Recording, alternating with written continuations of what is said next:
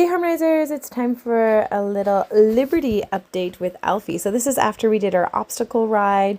I wanted to do our first real demo of Liberty. So I've been practicing some Liberty with him every now and again and discovered that he is so awesome. He's so food motivated and he's so friendly that you can see he's doing really well. Like there's a trot circle and he's just super drawn on me. So I'm very, very rewarding in my Liberty with him because I want to make sure that he knows that I'm a super happy place to be. There are lots of different strategies to do Liberty. Some people use whips, and essentially if their horse goes away from them, they chase them, or they use their whips at them to try to say, if you go away from me, I'm going to put pressure on you.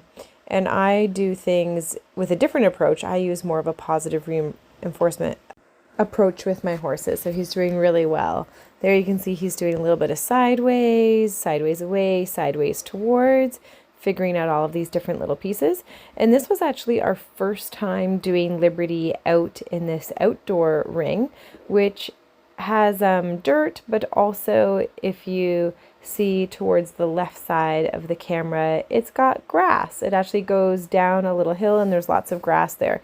So the fact that he's on the side of the grass and he's not leaving me at all just goes to show you how amazing his Liberty is starting. And so I was playing a lot around, doing lots of different things, like here's some weaving with the cones, giving him a little cookie, because I was planning that if we were going to compete in South Carolina at the Mustang show for his freestyle, we would probably do Liberty for our freestyle.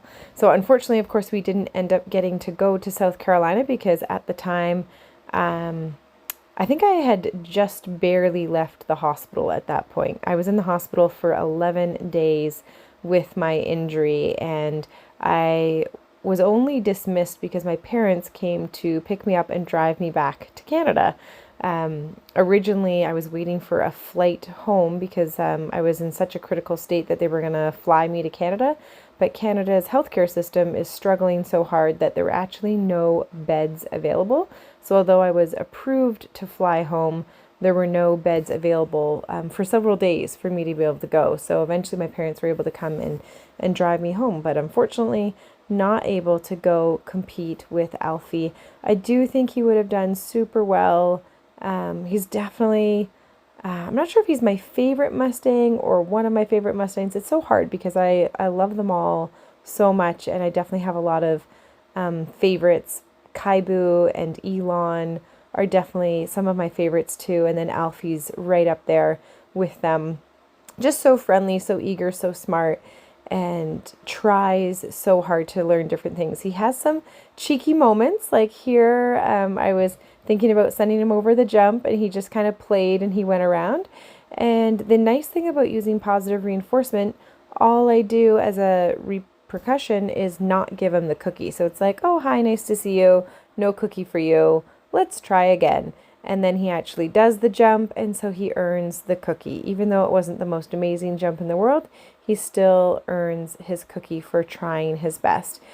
Whereas if you use only a pressure and release approach, where you pressure your horse for leaving you or pressure your horse for doing the wrong thing, sometimes it can cause your horse to not be as motivated to try and can make them get worried and want to leave in those situations as well. So I've completely, over the years, switched over my Liberty approach to using positive reinforcement exclusively, whether it's food or scratches, whatever it is. But I want my horses to know that being with me is a good thing. And I try to really gauge what my horses are ready for. So you can see he backed through the noodles really easily. That was pretty awesome for him. And then we head over to our pedestal. So I was teaching him to go up on the pedestal. I apologize. The person that's filming was a little bit rocky with the footage there, but you can still see that he's doing lots of pretty cute things. So he comes up on the pedestal. So it's so interesting because him and Pretzel are quite different. So he is better at being super cookie motivated and being so interested in people that he's a little braver with people, but he's not as careful on the obstacles as Pretzel is. So Pretzel is super careful with the obstacles. She can do 4 feet on the pedestal, no problem at all.